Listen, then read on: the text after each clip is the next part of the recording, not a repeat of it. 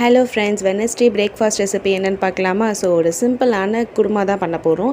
என்ன இவ டொமேட்டோ ஆனியன்லாம் வச்சுருக்கேன்னு பார்க்குறீங்களா? அதை வச்சு தாங்க ஒரு சிம்பிள் குருமா பண்ண போகிறோம். ஸோ ஃபர்ஸ்ட்டு ஒரு வானலில் கொஞ்சமாக எண்ணெய் விட்டுட்டு பே லீஃப், பட்டை, லவங்கம் இதெல்லாம் ஆட் பண்ணி லைட்டாக ஃப்ரை பண்ணிக்கோங்க.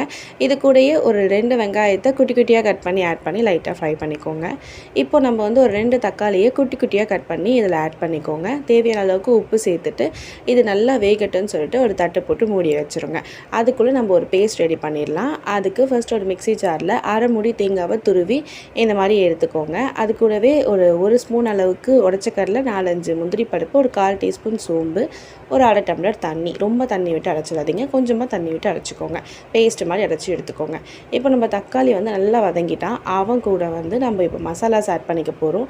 மஞ்சள்தூள் மட்டும் 1/4 டீஸ்பூன் எடுத்திருக்கேன். மீதி எல்லாமே chilli powder, coriander, garam masala இது எல்லாமே நான் வந்து ஒரு டீஸ்பூன் எடுத்திருக்கேன். உங்களுக்கு காரம் வேணும்னா நீங்கள் அதிகமாக சேர்த்துக்கோங்க, இல்லை கம்மியாக வேணும்னா கம்மியாக சேர்த்துக்கோங்க. இந்த மசாலாலாம் நல்லா ஃபுல்லாக ஸ்ப்ரெட் ஆகிற அளவுக்கு மிக்ஸ் பண்ணி விட்டுட்டு இப்போ நம்ம ரெடி பண்ணி வச்ச பேஸ்ட்டு இதில் ஆட் பண்ணி நல்லா மிக்ஸ் பண்ணி விட்டுக்கோங்க. உங்களுக்கு கொஞ்சம் தண்ணியாக வேணும்னா 1 டம்ளர் தண்ணி விட்டு நல்லா மிக்ஸ் பண்ணிக்கோங்க. இப்போ சிம்பிளாக ஆனியன் டொமேட்டோ குருமா ரெடி ஆகிடுச்சிங்க. நீங்கள் வந்து தோசை, சப்பாத்தி, பூரி, இட்லி இந்த மாதிரி எதுக்கு வேணால் தொட்டு சாப்பிடலாம். அவ்வளோ டேஸ்ட்டாக இருக்கும். ஸோ நீங்களும் ட்ரை பண்ணி பார்த்துட்டு லைக் பண்ணுங்கள், ஷேர் பண்ணுங்கள், சப்ஸ்கிரைப் பண்ணுங்கள், கமெண்ட் பண்ணுங்கள். பாய்.